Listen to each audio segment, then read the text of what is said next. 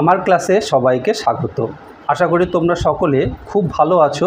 আজ আমরা ক্লাস 5-এর আমার গণিতের 169, 170 ও 171 পৃষ্ঠা থেকে আমরা জ্যামিতিক কিছু ধারণা পাব।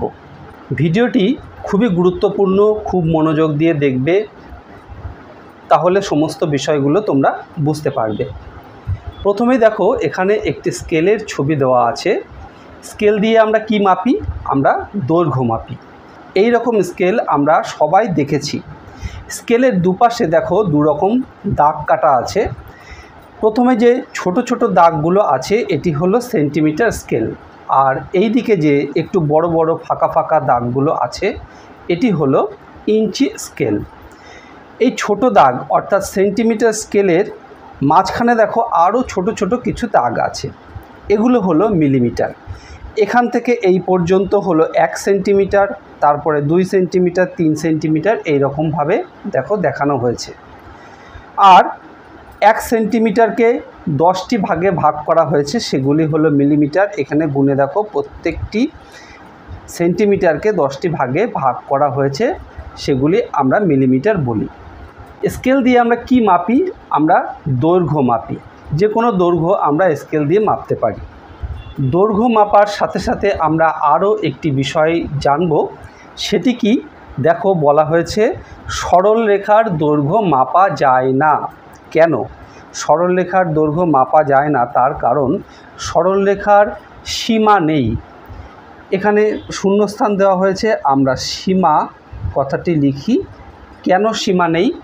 কারণ সরলরেখা অসীম, যত দূর পর্যন্ত পারি আমরা সরলরেখাকে নিয়ে যেতে পারি, সেই জন্য সরলরেখা অসীম বা সীমাহীন, তাই সরলরেখাকে আমরা স্কেলের সাহায্যে মাপতে পারি না। তাহলে আমরা কাকে স্কেলের সাহায্যে মাপতে পারি, অর্থাৎ কার দৈর্ঘ্য নির্ণয় করতে পারি? আমরা সরল রেখাংশের দৈর্ঘ্য নির্ণয় করতে পারি। তার কারণ সরল রেখাংশ দুটি বিন্দু দিয়ে নির্দিষ্ট করা থাকে।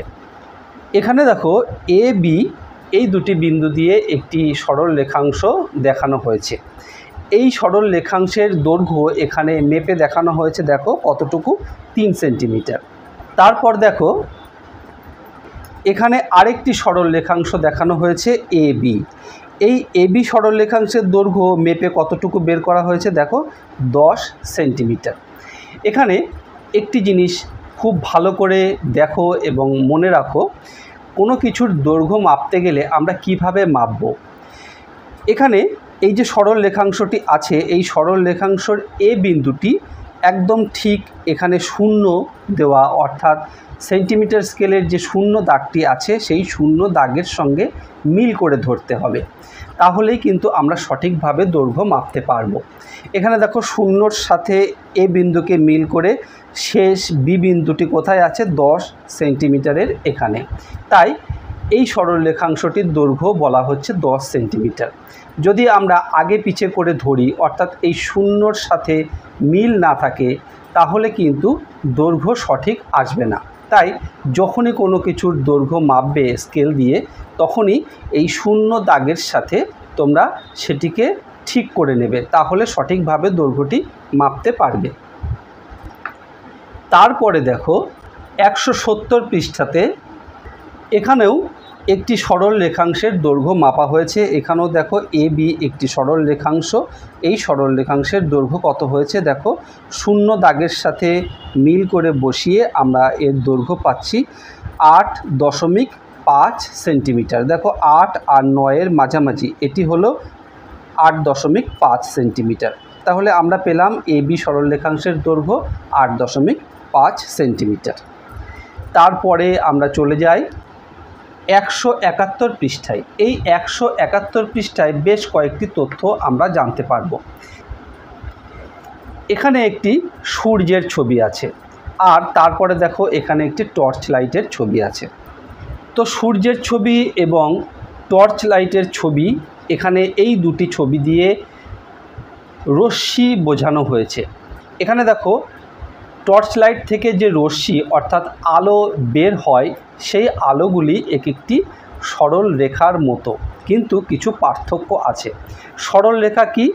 সরল রেখা আমরা যত খুশি বর্ধিত করতে পারি, এই রশ্মিকেও কিন্তু আমরা যত খুশি বর্ধিত করতে পারি।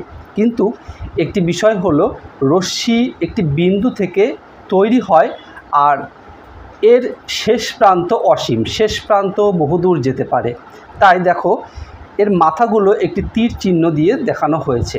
কিন্তু একটি বিন্দু, আমরা এই বিন্দুটির নাম দিতে পারি ও, বি, সি, ডি, যে কোনো নাম দিতে পারি। সেই বিন্দু থেকে এই আলোক রশ্মিগুলো বের হয়ে অসীম দূরত্ব পর্যন্ত যেতে পারি।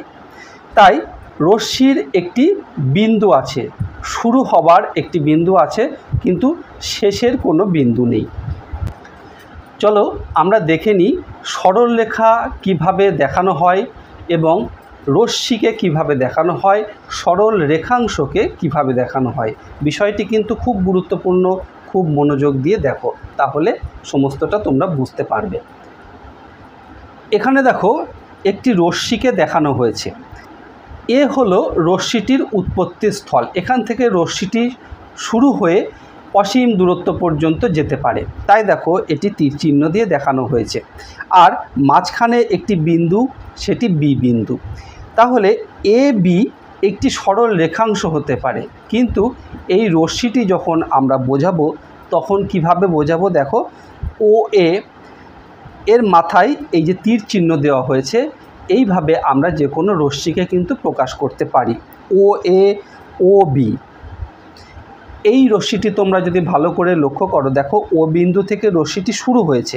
তাহলে ও এ এর মাথায় যখন এই দাগটি দেওয়া হয়েছে, এটি একটি রশ্মিকে বোঝানো হচ্ছে। আবার ও বি যদি লিখে আমরা মাথায় এই রকম তীর চিহ্ন দিই, তাহলেও কিন্তু ও বি একটি রশ্মিকে বোঝানো হয়েছে। দুটি রশ্মি কিন্তু এক, কারণ একসাথে মিশে গেছে, তাই আমরা দুটি রশ্মিকেই কিন্তু এক হিসেবে ধরতে পারি। তারপর দেখো এখানে ও বিন্দু থেকে একটি রশ্মি বের হয়ে অনেকগুলো দিকে চলে যাচ্ছে, আর প্রত্যেকটি রশ্মির আলাদা আলাদা নাম দেওয়া হয়েছে। ও এ, ও বি, ও সি, এইরকমভাবে প্রত্যেকটি রশ্মির নামকরণ করা হয়েছে। ঠিক টর্চ লাইটের থেকে যেরকম রশ্মিগুলো চারিদিকে ছড়িয়ে পড়েছে, সেই রকমভাবে কিন্তু এখানে দেখানো হয়েছে। এবার আমরা সরল রেখাকে কিভাবে লিখব সেটি দেখে নিই। দেখো রশ্মিকে দেখাতে গেলে আমরা একদিকে তীর চিহ্ন দিয়ে দেখিয়েছি, অর্থাৎ রশ্মিটি কোন দিকে যাচ্ছে সেই দিকে তীর চিহ্ন দিয়ে আমরা দেখিয়েছি।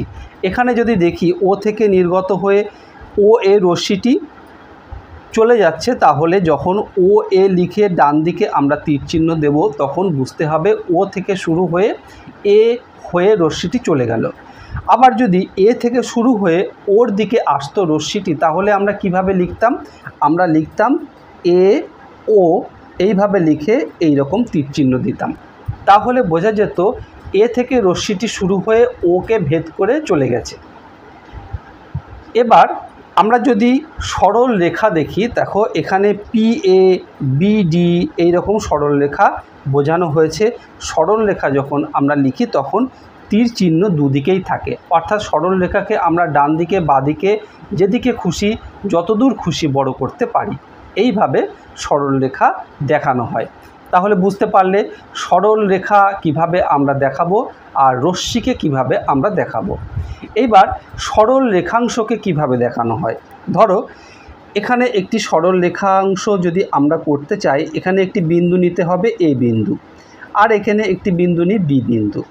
এটা তোমরা যে কোনো নাম দিতে পারো, O B, O C, A D, যা খুশি আমরা নাম দিতে পারি। এইবার এই দুটি বিন্দুর ভিতর দিয়ে যখন একটি সরল রেখা আঁকবো, সেই দুটি যখন এ আর বি এই দুটি বিন্দু দিয়ে নির্দিষ্ট করে দেওয়া হবে, তখন সেই সরল রেখা এই অংশটি এ বি অংশটি হলো সরল রেখাংশ।